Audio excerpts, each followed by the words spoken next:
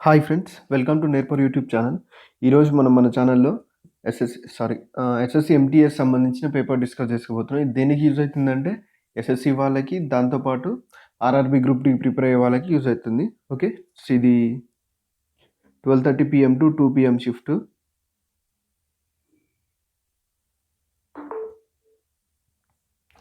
Seven 8/2019 జరిగిన 2:30 PM to 2 PM shift అన్నట్టు. Okay, so క్వశ్చన్స్లోకి వెళ్దాం.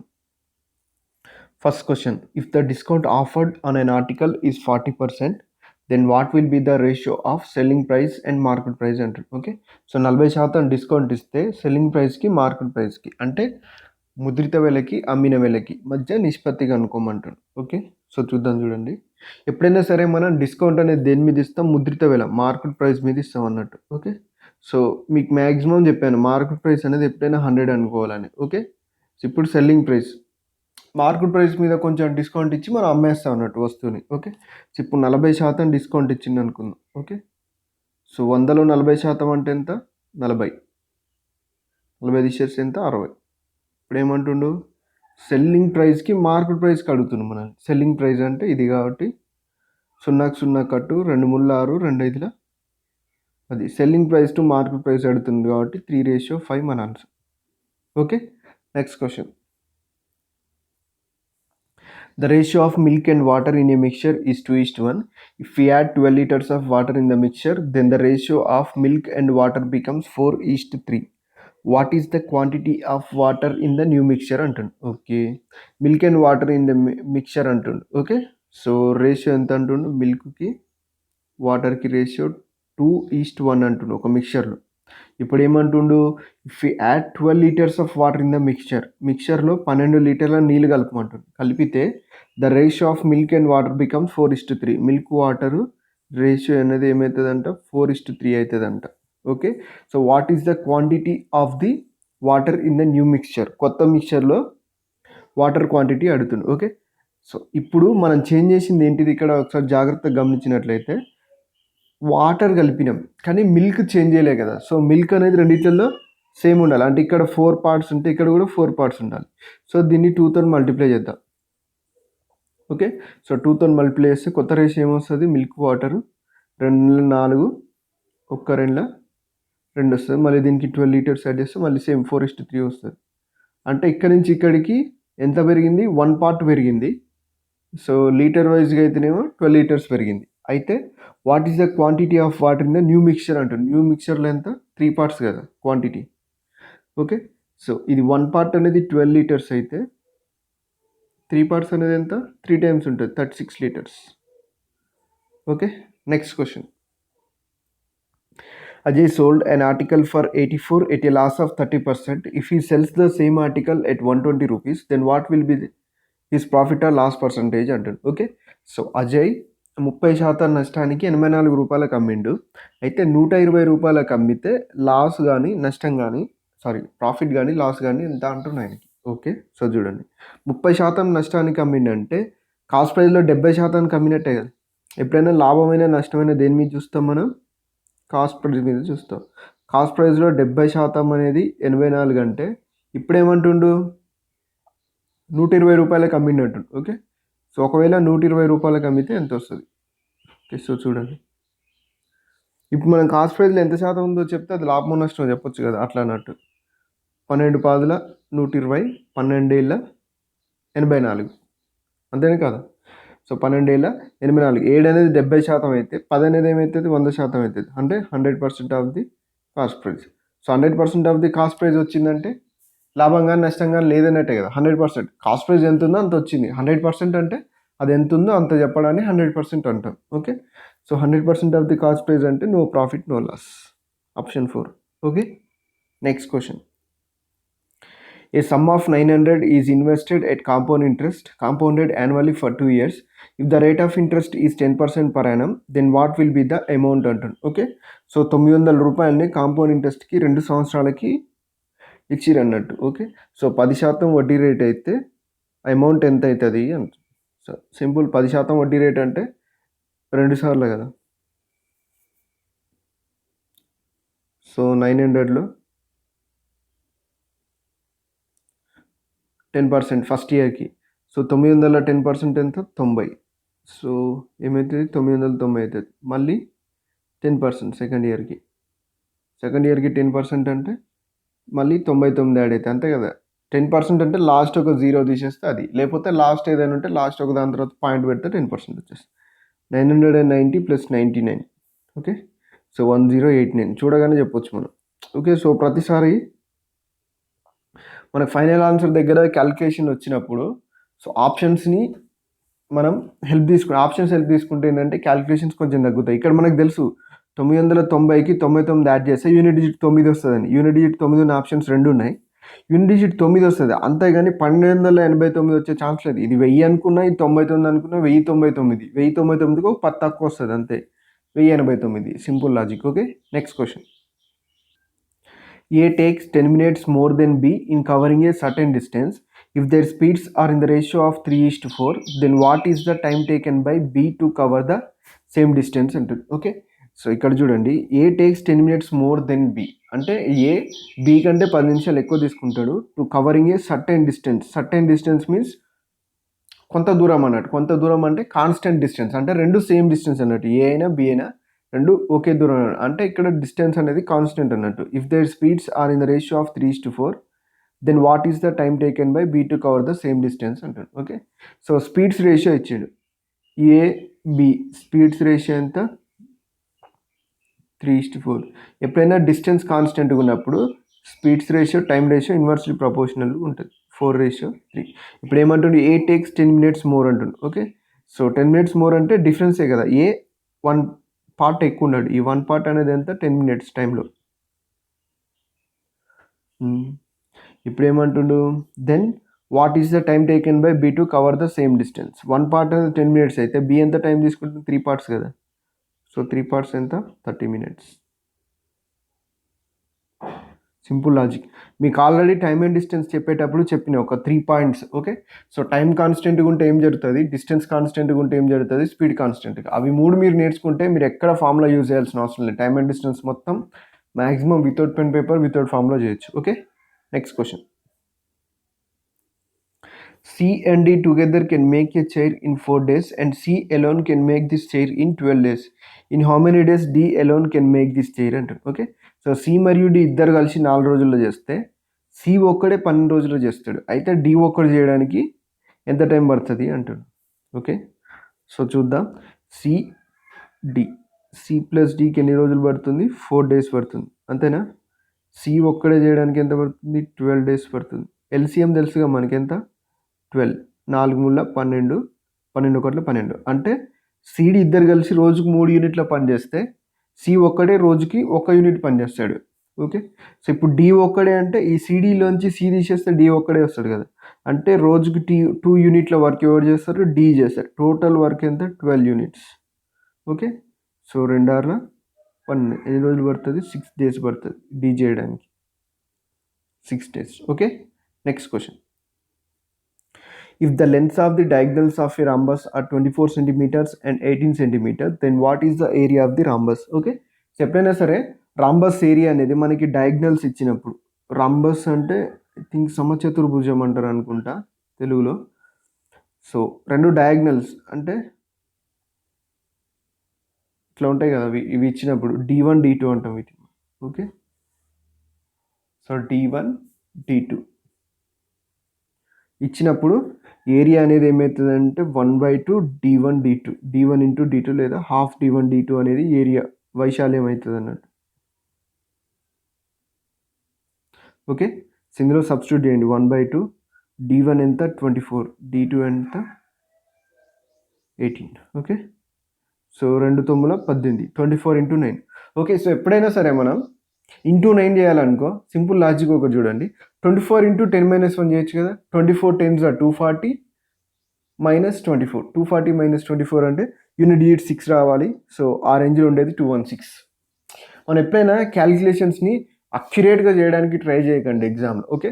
సో ఫస్ట్ యూనిట్ డిజిట్ మీకు మళ్ళీ ఒక క్లాస్ తీసుకుంటా స్పెషల్గా ఎలా ఆన్సర్ చేయాలనేది. ఇప్పుడు చూడండి, ఇప్పుడు మీకు చెప్పిన లాజిక్ ప్రకారం 240లోంచి 24 తీసేయాలి కదా మనం. 240లోంచి 24 తీసేయాలంటే ఖచ్చితంగా అయితే లాస్ట్కి అయితే 6 వస్తుంది, అంటే 10 నుంచి 4 పోతుంది కదా, దశకం తీసుకుంటాం మనం. ఓకే, సో లాస్ట్లో అయితే 6 వస్తుంది, అది క్లారిటీ ఉంది. నెక్స్ట్ 196 అంత తక్కువ వచ్చే ఛాన్స్ అయితే లేదు కదా. 240 నుంచి 40 కంటే ఎక్కువ తీసేస్తే మనకి 190 పోతుంది. మనం 24 తీసేస్తున్నాం కదా, సో 196 వచ్చే ఛాన్సే లేదు. ఖచ్చితంగా వితిన్ 200లో మన ఆన్సర్ రావాలి, 200 కంటే ఎక్కువనే రావాలి. సో 200 కంటే ఎక్కువ యూనిట్ డిజిట్ 6 ఉన్నది ఒకటే ఉన్నది కదా, దాన్ని ఆన్సర్ చేయాలన్నట్టు. ఓకే, సో చాలా సింపుల్గా మన మైండ్లో జరిగిపోవాలి, అంతేగాని మళ్ళీ క్యాలిక్యులేషన్ 24 × 9 9 4 36 9 2 18 + 3 21 ఇట్లా ఇట్లా చేస్తుంటాం మనం. ఇది కూడా చేయొచ్చు, కాకపోతే ఇది అలవాటు చేసుకోవాలి. ఇది అలవాటు చేసుకుంటే ఏంటంటే ఆన్సర్స్ అనేవి మనకు తెలిసిపోతుంటాయి. మీరు క్వశ్చన్ స్టార్ట్ చేయకముందుగా తెలిసిపోతాయి, ఇంకొంచెం మీరు స్పీడ్గా ప్రాక్టీస్ చేస్తే. Okay, next question. The simple interest on a certain sum for 2 years is 1000 at the rate of 10% per annum. What is the amount after these 2 years? Okay, so the simple interest on a certain sum for 2 years is 1000 rupees ki at the rate of 10% annum antundu. What is the amount after these 2 years? Same indaka మనం compound interest amount అడిగింది, ఇప్పుడు simple interest అడుగుతుండు.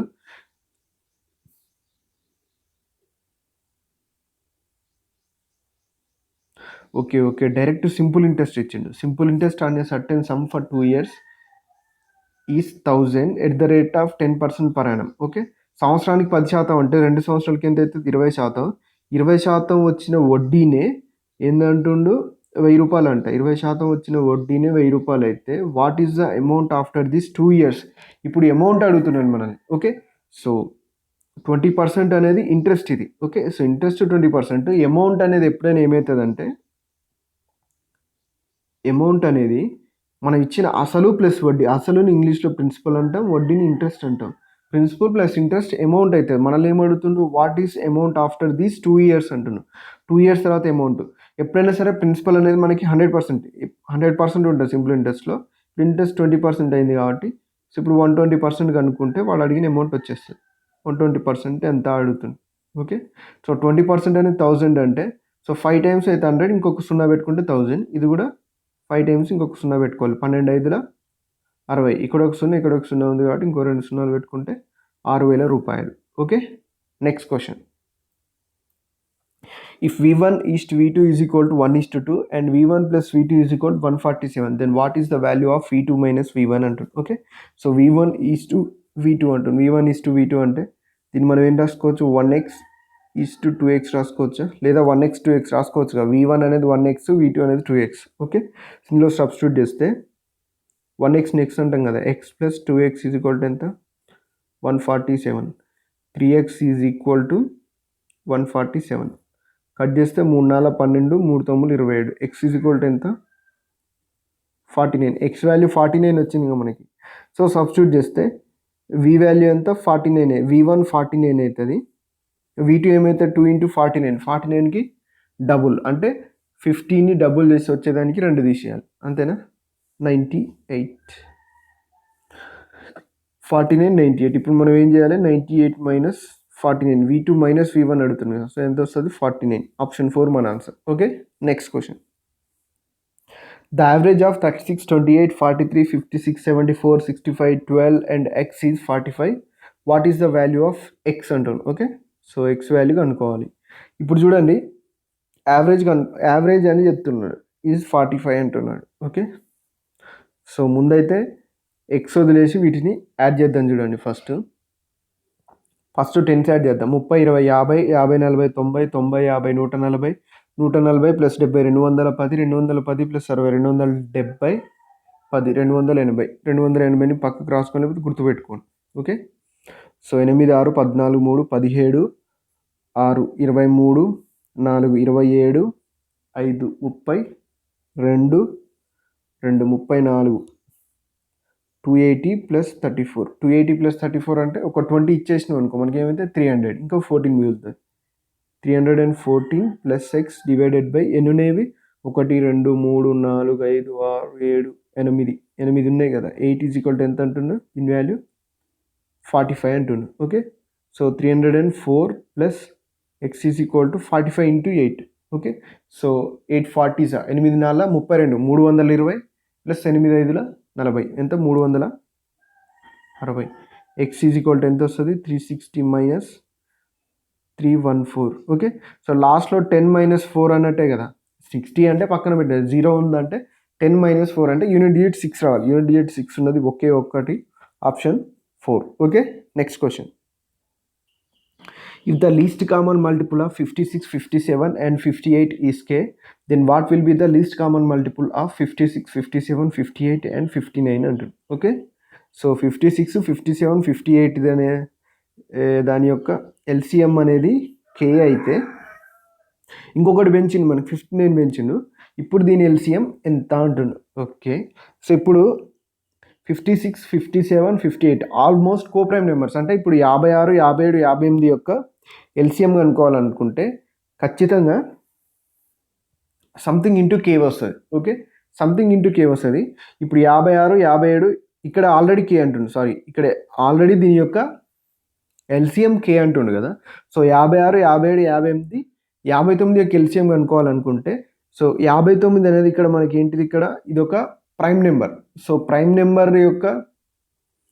Number LCM కనుక్కోవాలంటే మనం ఖచ్చితంగా ఆ prime నెంబర్స్ని multiply చేయాల్సిందే, అంతేగాని దాన్ని సపరేట్గా కనుక్కునేది ఉండదు. కాబట్టి సో ఆటోమేటిక్గా 59 అనేది ప్రైమ్ నెంబర్ కాబట్టి ఈ 56, 57, 58కి ఏదైతే ఎల్సిఎం వస్తుందో దాన్ని ఇంటూ కే చేస్తే సరిపోతుంది. ఓకే, సో దీన్ని ఇంటూ 59 చేస్తే సరిపోతుంది. ఆల్రెడీ వీటి యొక్క ఎల్సిఎం కే అని ఇచ్చిండు. ఇంటూ 59 చేసేస్తే మనకు కావాల్సిన 56, 57, 58, 59 యొక్క ఎల్సిఎం వచ్చేస్తుంది. Okay, next question. 975 is distributed among Anuj, Bharat and Shekhar. The proportion of their shares is 3:4:8 respectively. What is the share of Bharat అంటుంది. ఓకే, సో 975ని అనుజ్కి, భరత్కి, శేఖర్కి 3:4:8లో పంచేసినాం. అందులో భరత్ షేర్ ఎంత అడుగుతుంది. ఓకే, సో చాలా ఈజీ. ఎప్పుడైనా రేషియోలో పంచేసారు అని అన్నారు అనుకోండి, సో ముందు ఆ రేషియోని యాడ్ చేసి ఇది మొత్తం అయితేనేమో మొత్తానికి చేయాలి, లబ్ధం అయితేనేమో లబ్ధానికి, వీటిని లబ్ధం చేయాలన్నట్టు. ఓకే, సో 4, 3, 7, 8, 15 టోటల్ ఎంత, 15 పార్ట్స్ ఉంది. ఈ 15 పార్ట్స్ యొక్క మొత్తం ఎంత, 975 రూపాయలు. అయితే ఏం అడుగుతుండు, Anuj, Bharat, Shekhar. What is the share of Bharat అడుగుతుండు. ఇక్కడ భరత్ని మిడిల్లో ఇచ్చింది కాబట్టి ఇక్కడ భరత్ని కూడా మిడిల్లో తీసుకోవాలన్నట్టు. సో 4 పార్ట్స్ అనేది ఎంత, 15 6ల 90, 15 5ల 75, 65 టైమ్స్ ఉంది. ఇది కూడా 65 టైమ్స్. 65 4 అంటే 65 2 సార్లు డబుల్ చేస్తే సరిపోతుంది. 65ని ఫస్ట్ డబుల్ చేస్తే ఎంత, 130, 130ని మళ్ళీ డబుల్ చేస్తే ఎంత, 260. సో 260 రూపాయలు అనేది మనకు కావాల్సిన answer. Okay, next question. 320 is how much percentage less than 400 అంటారు. ఓకే, సో 320 అనేది 400 కంటే ఎంత పర్సంటేజ్ తక్కువ ఉంది అంటాడు. దెన్ ఎప్పుడైతే దేనితోనైతే మనం కంపేర్ చేస్తామో దాన్ని మనం బైలో తీసుకోవాలి, అది గుర్తుపెట్టుకోండి. దాన్ 400 అంటే దాని అర్థం 400 కంటే అన్నట్టు, అంటే 400తో కంపేర్ చేస్తున్నాం కాబట్టి. సో డిఫరెన్స్ ఎంత తక్కువ ఉంది, 320 400 కంటే 80 తక్కువ ఉంది. ఓకే, 80 తక్కువ ఉంది. మనం దేనితో కంపేర్ చేయాలని ఇక్కడ కన్ఫ్యూజ్ చేస్తాం. 32తో చేయాలన్నా 400 చేయాలని. దెన్ అని దేనికి వచ్చిందో లేదా దేనికంటే అని వచ్చిందో తెలుగులో అయితే దాంతో కంపేర్ చేయాలి. Into 100 cancel, 4 2 8, 20%. Okay, next question. 2 articles were sold of 2400 each by a shopkeeper. The shopkeeper incurred no profit, no loss on the whole transaction. If one of the 2 articles sold at a profit of 20%, then what was the loss incurred on the other article అంటాడు. Okay, so 2 వస్తువులను 2400కి అమ్మిండట, అంటే selling price same, రెండింటిని 2400కి అమ్మిండు. Okay, incurred no profit, no loss on the whole transaction if one of the 2 articles sold at a profit of 20% అంటుంది. అందులో ఒక ఆర్టికల్ని 20% లాభానికి అమ్మిండు, ఇంకొక దాన్ని ఎంత నష్టానికి అమ్మిండు అంటుంది. ఓకే, సో ఇప్పుడు ఒక ఆర్టికల్ మీద వచ్చిన 20% లాభం, రెండింటికి సెల్లింగ్ ప్రైస్ సేమ్ కాబట్టి, సో ఇంకొక దాని మీద నష్టానికి సమానం అయితేనే కదా నో ప్రాఫిట్ నో లాస్ అనేది. ఓకే, సో ఇప్పుడు సింపుల్గా మన క్వశ్చన్ అడుగుతాడు కదా. సో ఒక వస్తువుని మనం ఇప్పుడు ఏమంటాడు, 20% పెరిగింది, ఒక వస్తువు ధర 20% పెరిగింది, అదే ధరకు తీసుకురావాలంటే పెరిగిన ధరని ఎంత శాతం తగ్గియాలంటారు కదా. అంటే సో 100 ఉండేది 120 అయింది, మళ్ళీ దీన్ని 100 తీసుకురావాలంటే, ఓకే, సో దీన్ని 100 తీసుకురావాలంటే బేస్ 120 ఉంటుంది ఇప్పుడు. ఓకే, సో 20 తగ్గియాలన్నట్టు. ఓకే, సో బేస్ 120 ఉంటుంది, 20 తగ్గిస్తే ఎంత, 20/120 ఉంటుంది. ఓకే, సో 2 ఒకటిలో 2 ఆరులో 12 1/6 తగ్గాలన్నట్టు. ఓకే. సో ఇప్పుడు 1/6 లాస్ వచ్చింది అన్నట్టు. ఓకే. సో దేని మీద అంటే పెరిగిన బేస్ మీద ఎంత 2400 కదా, 6 4 24 400 లాస్కి అమ్మాలి అది. ఓకే. సో 400 లాస్కి అమ్మితే వస్తుంది. సో మేబీ మీకు ఈ కాన్సెప్ట్ అర్థం కాకపోవచ్చు. నేను ఐ థింక్ అది యూట్యూబ్లో ఉందో ప్రైవేట్లో ఉందో తెలియదు కానీ, సో బేస్ చేంజ్ మెథడ్ అని ఒకటి, కాన్స్టెంట్ ప్రొడక్ట్ మెథడ్ అని 2 మెథడ్స్ చెప్పాను. అవి మీకు తెలిస్తే చాలా ఈజీ. ఓకే. సో దేంతో కంపేర్ చేసుకోండి అంటే, మీరు ఒక వస్తువు ధర యొక్క 10% పెరిగినప్పుడు ఎక్కువ ఖర్చు పెట్టొద్దు అంటే కన్సంప్షన్ ఎంత తగ్గియాలని మనం కొన్ని ప్రాబ్లమ్స్ చేస్తుంటాం. ఓకే. సో ఆ టైప్లో ఆలోచిస్తే చూడండి, 20% పెరిగింది. ఆ 20%ని ఇప్పుడు నో ప్రాఫిట్ నో లాస్ రావాలంటే ఏం చేయాలి, ఇంకొక వస్తువులో 20% నష్టానికి సమానంగా ఉండాలి. ఇప్పుడు ఏమైందంటే 100 ఉండే బేస్ అనేది 120 అవుతుంది. ఓకే. ఇప్పుడు 120 నుంచి 20 తగ్గిస్తే మనకు 100కి వస్తుంది కరెక్టే, కానీ ఇక్కడ యాజ్ ఏ పర్సంటేజ్గా మనం చూసినప్పుడు బేస్ 120 అవుతుంది, 20/120 అవుతుంది. ఓకే. సో అంటే 1/6 దీని పర్సంటేజ్లో కూడా మార్చవచ్చు. డైరెక్ట్ 1/6 కనుక్కుంటే సరిపోతుంది కానీ కనుక్కున్నాను. ఓకే. సో 400 తగ్గిస్తే మనకు కావాల్సింది వచ్చేస్తుంది. Next question, the base and hypotenuse of a right angle triangle are 9 cm and 41 cm respectively. What is the area of the triangle అంటుంది. Okay. So right angle triangle అంటే మనకు తెలుసు లంబకోణ త్రిభుజం, హైపోటెన్యూస్ అంటే కర్ణం అన్నట్టు. ఓకే. సో బేస్ అంటే కింద ఉండేది బేస్, ఏమి ఇచ్చిండు బేస్ అయినా 9 ఇచ్చిండు, కర్ణం 41 ఇచ్చిండు. So right angle triangle combinations మీకు అన్ని నేర్చుకోమని చెప్పిన 9, 40, 41 కూడా అందులో ఒక కాంబినేషన్ ఇది. ఓకే. సో 9, 40, 41, 7, 24, 25 ఇట్లా చాలా ఉంటాయి. 3, 4, 5, 6, 8, 10, 8, 12, 13, 7, 24, 25 ఇవన్నీ మనం డిస్కస్ చేసినాయి. వస్తుంటాయి, వచ్చిందల్లా నేర్చుకోండి మీరు. 9, 40, 41 కూడా గుర్తుపెట్టుకోండి. ఓకే. సో ఎప్పుడైనా అందులో పెద్దది కర్ణానికి ఉంటుంది అన్నట్టు. ఓకే. సో ఈ 9, 40 ఎటు నేను లేదు, వాడు బేస్ అని ఇచ్చింది కాబట్టి బేస్ తీసుకున్నా 9 నేను. సో దీని ఏరియా ఏమవుతుంది, హాఫ్ ఇంటూ బేస్ ఇంటూ హైటే కదా, 9 × 40, 9 20 40, 9 2 18, 0 0 180 అనేది మన answer. Okay. Next question, Dev can make 40 chairs in 20 days working 10 hours per day. Then in how many days can he make 10 chairs working 8 hours per day అంటుంది. Okay. So Dev can make 40 chairs in 20 days అంటుంది. Okay. So working 10 hours per day. In how many days can make 10 chairs working 8 hours day. మనకు already formula తెలుసుగా, M1D1 H1/W1 అని. Okay. So work అనేది 40 chairs కాబట్టి కింద రాస్తున్నాం 20 days 10 hours అంటుండు. ఇప్పుడు ఏమంటుండు, హౌ మెనీ డేస్కి డీ పెడదాం, 10 chairs అంటే వర్క్ అవుట్ కింద వస్తుంది, వర్కింగ్ 8 hours per day అయిపోయింది. 0కి 0 కట్టు, 4 5 20, 5 10 50, 8 పంపిస్తే 8 అయితే =D అవుతుంది. 8 6 48, ఇంకెంత మిగులుతుంది, 2/8 మిగులుతుంది. 6 2/8 days అనేది దీన్ని కొట్టేయచ్చు కదా, 2 4 8, 6 1/4 days అనేది మన ఆన్సర్ అవుతుంది. Okay. Next question, what is the area of the largest square which can be inscribed in a circle of radius 28 cm. Okay. Same ఇలాంటి క్వశ్చనే ఇంతకుముందు డిస్కస్ చేసిన పేపర్లో రివర్స్లో వచ్చింది. ఇంతకుముందుకి ఏంటంటే స్క్వేర్లో సర్కిల్ అనండి, ఇప్పుడు సర్కిల్లో స్క్వేర్ అన్నట్టు. What is the area of the largest square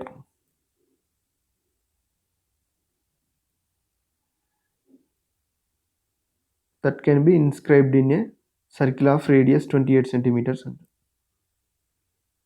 okay. So చూద్దాం, చూడండి, ఇది ఒక సర్కిల్లో ఇన్స్క్రైబ్ చేసిన లార్జెస్ట్ స్క్వేర్ అనుకుందాం. ఓకే. సో ఇప్పుడు ఏమంటుండు, what is the area of the largest square which can be inscribed in a circle of radius 28 cm. Radius 28 అంటే ఇక్కడ నుంచి ఇక్కడికి 28 ఉంటుందా, సో ఇక్కడ నుంచి ఇక్కడ కూడా 28 ఉంటుంది కదా, రేడియస్ అయితే ఇక్కడ నుంచి ఇక్కడ వరకు. ఓకే. సో సేమ్ ఇదే క్వశ్చన్ అనుకుంటా మనం డిస్కస్ చేసింది కూడా సేమ్ ఇట్లానే ఉన్నది. సో 28 + 28, 28కి డబల్ ఎంత 56 కదా. సింపుల్గా ఈ స్క్వేర్ని బయటికి తీసుకుంటే మనం స్క్వేర్ యొక్క డయాగ్నల్ తెలిసింది మనకి, డయాగ్నల్ 56. మనం మామూలుగా అయితే ఇది ఏ అయితే దీన్ని ఏమనుకుంటాం మనం √2a అనుకుంటాం. ఓకే. సో ఇప్పుడు మనకి √2a వాల్యూ తెలిసిందండి.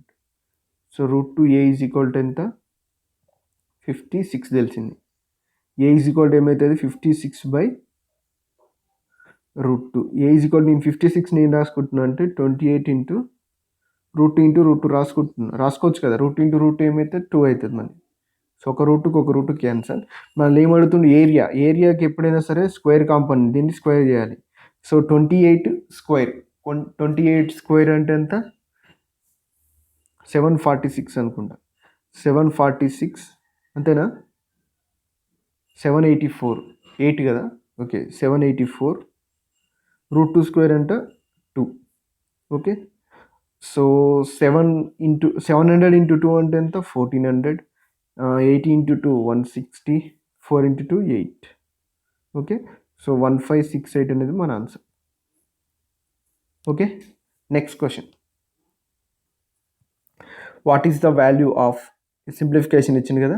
సో మీ అందరికీ బాడ్మస్ రూల్స్ తెలుసనే అనుకుంటున్నా. Bracket of division multiplication addition subtraction అంటే ముందు బ్రాకెట్లు ఉన్నది చేయాలి, తర్వాత ఆఫ్ ఉన్నది చేయాలి, తర్వాత డివిజన్, తర్వాత మల్టిప్లికేషన్, తర్వాత ఎడిషన్ సబ్ట్రాక్షన్ మన ఇష్టం. ఓకే సో ఎప్పుడైనా సరే ప్లస్ కానీ మైనస్ కానీ వచ్చినప్పుడు అక్కడ అది 2 పార్ట్స్గా డివైడ్ అవుతుంది అన్నట్టు. ఓకే సో చూద్దాం చూడండి. ఇక్కడ ప్లస్ వచ్చింది కదా. సో ఇక్కడ ప్లస్ వచ్చింది కాబట్టి ఇదొక పార్ట్ అన్నట్టు. ఇండివిజువల్గా ఇది వేరు చేసుకోవచ్చు, మనం చేసుకొని లాస్ట్కి యాడ్ చేసుకోవచ్చు. ఓకే సో నేను ఫస్ట్ పార్ట్ తీసుకుంటున్నా చూడండి. 1 + 3/4 అంటుండు. ఫస్ట్ మనం బాడ్మస్ రూల్ ప్రకారం ఏం చేయాలి, ఫస్ట్ ఆఫ్ చేయాలి కదా. ఓకే సో బ్రాకెట్లో ఉన్న దాన్ని ఫస్ట్ సాల్వ్ చేసి ఆఫ్ చేద్దాం. చూడండి 4 1 4 + 3 ఎంత 7 కదా. 7/4 ఫస్ట్ బ్రాకెట్లో ఉన్న దాన్ని సాల్వ్ చేద్దాం. నెక్స్ట్ ఇంటూ 3/21 ఆఫ్ 5 1/3 ఉంది కదా. 7/4 ఇంటూ 3/21 ఎట్లా రాద్దాం. సో ఇది చూడండి ఆఫ్ అన్నా కూడా ఇంటూనే. సో 3 5 15 + 1 ఎంత 16/3 కదా. ఈ డివైడెడ్ బై నేను ఏం రాస్తున్నా అంటే రివర్స్లో 49/128 రాస్తున్నా, రాయొచ్చు కదా. ప్లస్ ఇది చూడండి సేమ్ 2/3 ఇంటూ 7/11 ఇంటూ 121/49 ఇక్కడ వరకు సేమే కదా. సో ఇప్పుడు దీన్ని డివైడెడ్ బై ఉంది కాబట్టి ఇంటూ ఏం రాస్తున్నా అంటే, సో దీన్ని ఇంటూ 2 రాసుకోవచ్చా. 7 2 14 ఇది కూడా 14 అయితే ఇది ఇంటూ 2 అవుతుంది. ఇప్పుడు 14 ఉంటే మనకి ఈజీ కాబట్టి. సో ఎప్పుడైనా సరే హారాలలో ఈజీ సేమ్ ఉన్నది అనుకోండి, నార్మల్గా మనం యాడ్ కానీ సబ్ట్రాక్ట్ కానీ చేసుకోవచ్చు. ఓకే సో 15 - 4 మనకి ఇది డివైడెడ్ బై ఉంది కాబట్టి రివర్స్ అవుతుంది. 14/15 - 4 ఎంత 11 అవుతుంది. ఓకే 11 స్క్వేర్ అంటే 121 కదా. ఈ 11కి 121కి క్యాన్సిల్ అయిపోతుంది. నెక్స్ట్ 8 2 14 2 14. ఓకే సో ఇంకేమైనా మిగిలిపోయిందా మనకి ఇక్కడ, ఏం మిగలలేదు. ఓకే సో నెక్స్ట్ ఇందులో చూడండి కట్ చేయడానికి 16 128. నెక్స్ట్ 3కి కట్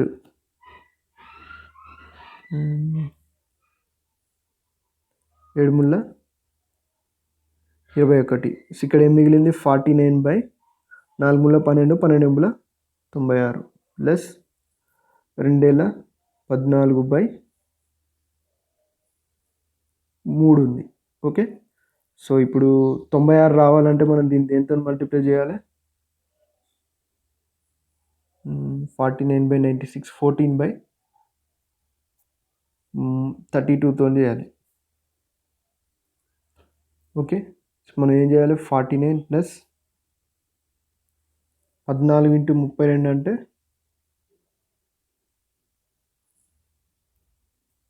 ఓకే సో మనం ఇక్కడ ఈ క్యాల్కులేషన్లో ఏదో మిస్టేక్ చేసినాం అనుకుంటే ఒక్కసారి చూద్దాం చూడండి. సో దీన్ని పక్కన పెట్టేసి ఇక్కడనే చూద్దాం చూడండి. దీని వాల్యూ ఎంత వచ్చి మనకి, దీని వాల్యూ కావాలి మెయిన్. దీని వాల్యూ ఎంత వస్తుంది 14 ఇంటూ పెట్టుకుందాం దీన్ని. దీని వాల్యూ ఎంత వస్తుంది మనకి 14/11 వస్తుంది కదా. ఓకే 11 స్క్వేర్ అంటే 11కి 121కి కట్ అయిపోయింది మనకి. ఇక్కడ చూడండి 7 49 7 2 14 ఇక్కడ 2 ఉంటుంది. ఓకే సో ఇక్కడ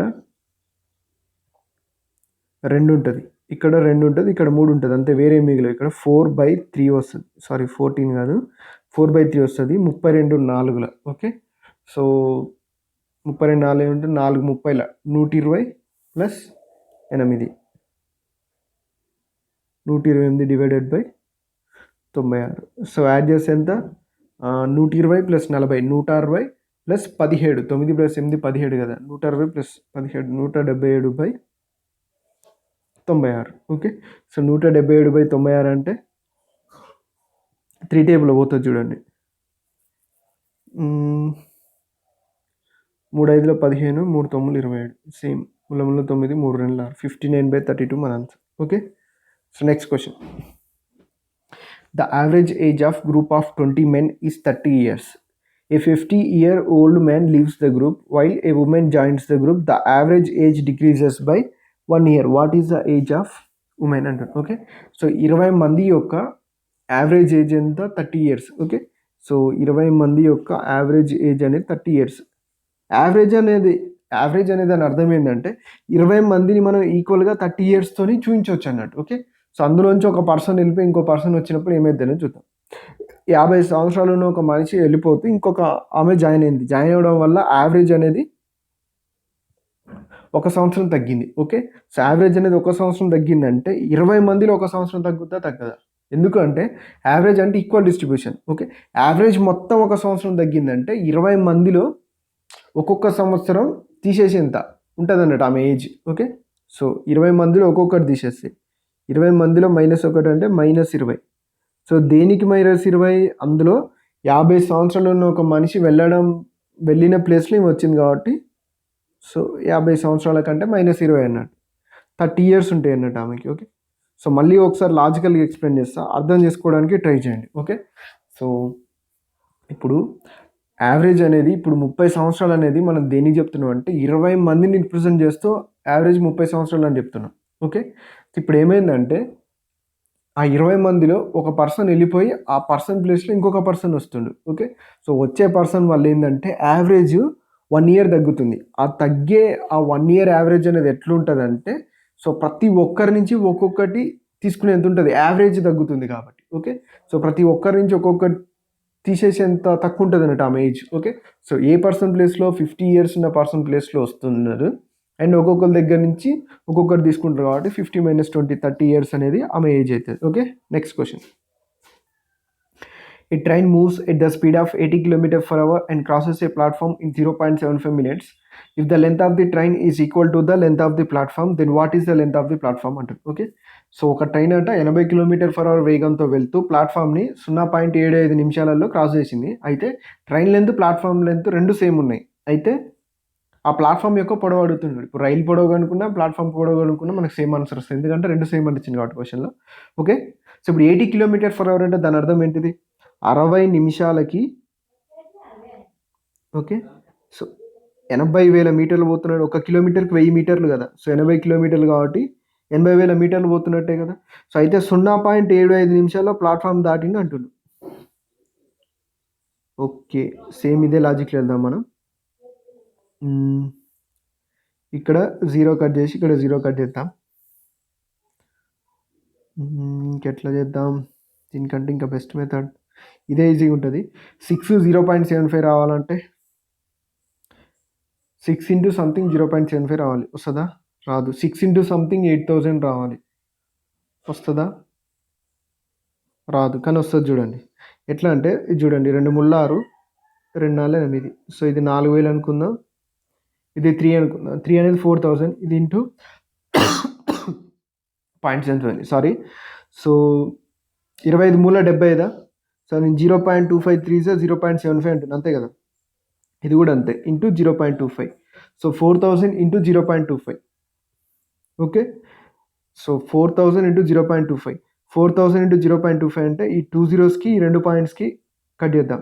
ఇంకేముంటుంది? 40 ఇంటూ 25 ఉంటుంది. ఓకే.